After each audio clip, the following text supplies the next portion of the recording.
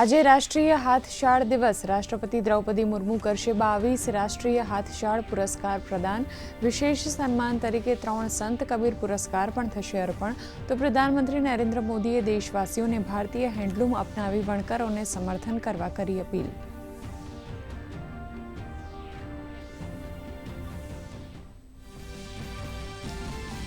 ગુજરાત સરકારના સઘન પ્રયાસોથી હજારો વણકરો બન્યા સશક્ત. જીઆઈ ટેગ ધરાવતા અનેક ઉત્પાદનોની વિદેશમાં વધી માંગ.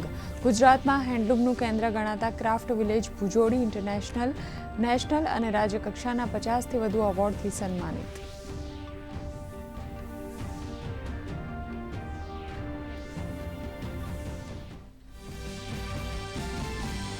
લોકસભામાં આજે એમએસએમઈ સંશોધન બિલ વિચાર તથા પસાર કરવા માટે સૂચિબદ્ધ. શુક્રવાર હોવાથી બંને ગૃહમાં પ્રાઇવેટ મેમ્બર બિલ પણ થશે રજૂ. ગુરુવારે રાજ્યસભામાંથી વિનિયોગ વિધેયક પસાર. જાહેર નાણાંના ઉપયોગમાં પારદર્શિતા લાવવા માટે જરૂરી છે આ બિલ.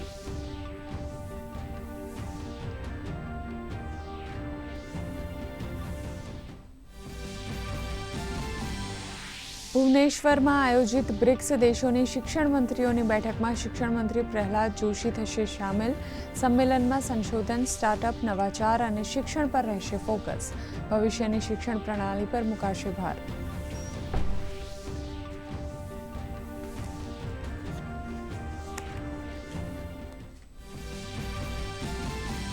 ઝારખંડમાં વિદ્યાર્થીઓનું આંદોલન સતત 14મા દિવસે યથાવત. વરસાદની સ્થિતિમાં પણ અનિશ્ચિતકાળની ભૂખ હડતાળ પર વિદ્યાર્થીઓએ કહ્યું, સોરેન સરકાર પાસેથી ચર્ચા માટેનું કોઈ આમંત્રણ નહીં.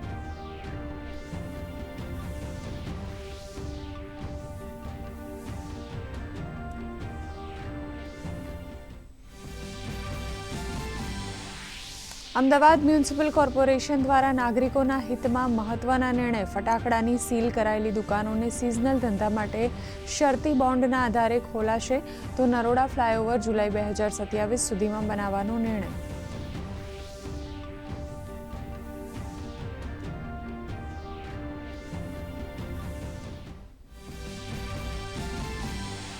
રાજ્યમાં ફરીથી જામશે વરસાદી માહોલ. આજે મધ્ય ગુજરાતમાં હળવાથી ભારે ઝાપટાની સંભાવના. તો 8 અને 9 ઓગસ્ટે વિવિધ જિલ્લામાં હળવાથી ભારે ઝાપટાનું યલો એલર્ટ. માછીમારોને દરિયો નહીં ખેડવા સૂચના.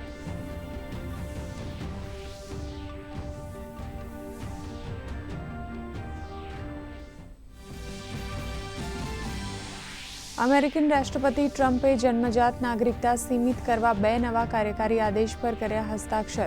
વ્હાઇટ હાઉસે કહ્યું, બર્થ ટુરિઝમ પર લાગશે રોક. તો બીજી તરફ નાગરિક અધિકાર સમૂહોનો આ આદેશ અંગે વિરોધ.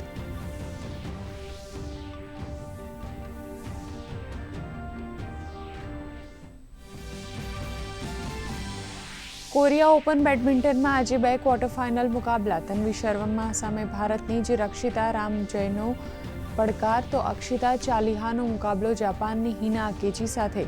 ભારતીય ખેલાડીના પ્રદર્શન પર રહેશે નજર.